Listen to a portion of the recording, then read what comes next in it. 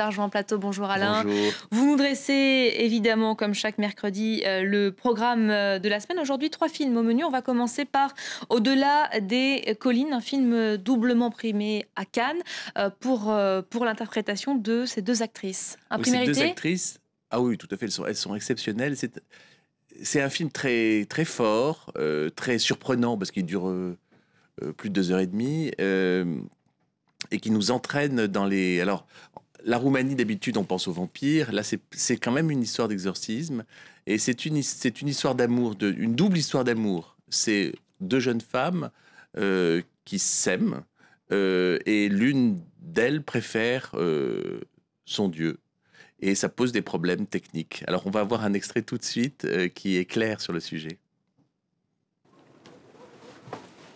Păi, Chiță, noi până joi trebuie să ne prezentăm la lucru. Altfel pleacă vaporul și o pierdem. Alin, eu am vorbit cu părintele și eu dacă mă duc de aici, înapoi nu mă mai primește. Cum? Așa au zis. Păi și ce? Cum păi și ce, Alin? Păi, Chiță, n-am zis noi gata, de acum rămânem împreună orice ar fi, la ce să te întorci? Am zis, Alina, dar nu ca să mergem pe vapor. Păi și unde să mergem? Alin, eu am apucat-o pe o cale, nu pot să ies așa pe ușă să mă rup. Dar ce cale spui tu? Cale, ca să nu mai fiu singură niciodată. Dar să fii cu mine. Am să fiu. Alin, dacă n-ai pe Dumnezeu în suflet, poate să fii tot alaiul de pe lume cu tine, că tot singur ești. Păi, Chiță, dar ce spui tu acolo? Eu nu pe tine te am și mie nici nu trebuie altcineva. Păi nu-i bine așa, Alin. Că oamenii vin și se duc. Numai Dumnezeu cu tine totdeauna. Oui, alors c'est une histoire assez terrible parce que c'est une histoire vraie.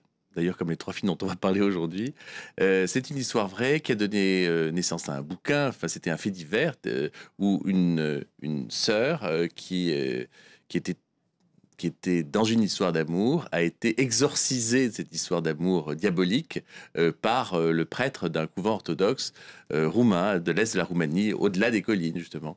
Et le film nous entraîne, justement, dans ces paysages qui sont assez superbes en même temps, parce qu'on traverse les saisons. Quand c'est dans la neige, c'est très, très beau. Je crois qu'il y a des images derrière nous enneigées, de ce couvent enneigé. Et on se laisse complètement attraper par cette histoire avec beaucoup de force. Alors, c'est aussi une épreuve parce que ça dure assez longtemps et en même temps, c'est un exorcisme dont on sort un peu exaucé. On imagine qu'il y a une question posée par le film. Bah oui, il y a forcément cette question, est-ce qu'on peut aimer quelqu'un d'autre que Dieu quand on a fait don de sa vie au Seigneur? Voilà, allez voir le film, vous le saurez. Alors, on va passer au 2e film que vous nous présentez cette semaine, toujours de la spiritualité, après les orthodoxes roumaines, les luthériens danois. Oui, alors c'est même... Tout un programme. C'est tout un programme, absolument. D'ailleurs, d'autant plus qu'il faut savoir que c'est Lars von Trier qui a produit le film. Et alors, dans le générique, il est même crédité comme script. Et le film est très beau, assez classique, hein. On n'est pas du tout dans l'esthétique de Lars von Trier et dans c'est une espèce de grand film académique, mais à la fois très provocateur. C'est un roi fou, le roi du Danemark, à la fin du 18e, qui va dans une crise de démence. Ses compagnons vont dire il faut absolument que tu aies un docteur, et ce docteur, ça va être un médecin qui vient du nord de l'Allemagne, qui est hanovérien et qui va venir soigner le roi, mais pas uniquement le soigner. Le roi va tomber fou de cet homme, très, très séduit par lui, et sa femme aussi. Et on va voir tout de suite la reine et le médecin. Le médecin est joué par Mads Mikkelsen.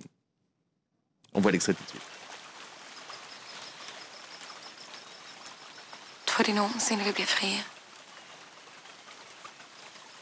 Folket, mener jeg. Menneskeheden.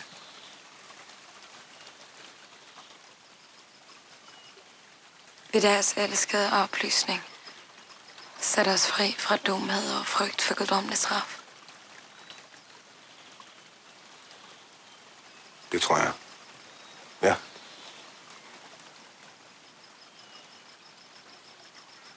Frederiks generation bliver en ny tids bannerfører.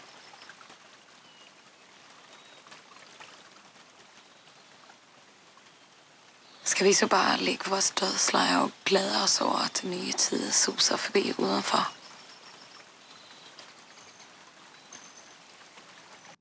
Voilà, donc on ne sait pas si elle parle réellement des Lumières, des idées des Lumières ou de leur histoire d'amour, mais le film est assez saisissant parce que c'est une histoire qui est très connue au Danemark, mais totalement inconnue chez nous, et on peut aller la découvrir, comme on ne connaissait pas l'histoire dont on va parler maintenant, qui sont les lignes de Wellington. Voilà, après la Révolution au Danemark au XVIIIe siècle, la guerre au Portugal au XIXe avec la ligne de Wellington. Donc.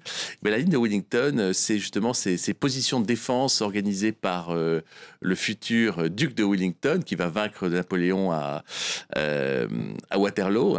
Et là, il va avoir les troupes de Masséna qui sont dans une espèce de anse et en même temps il va ruiner le pays, c'est-à-dire que les Portugais vont être anéantis à la fois par les pillards de Masséna et par les exigences du duc de Wellington. Ça aurait dû être le dernier film de Raoul Ruiz, c'est celui de sa compagne et monteuse Valeria Sarmiento.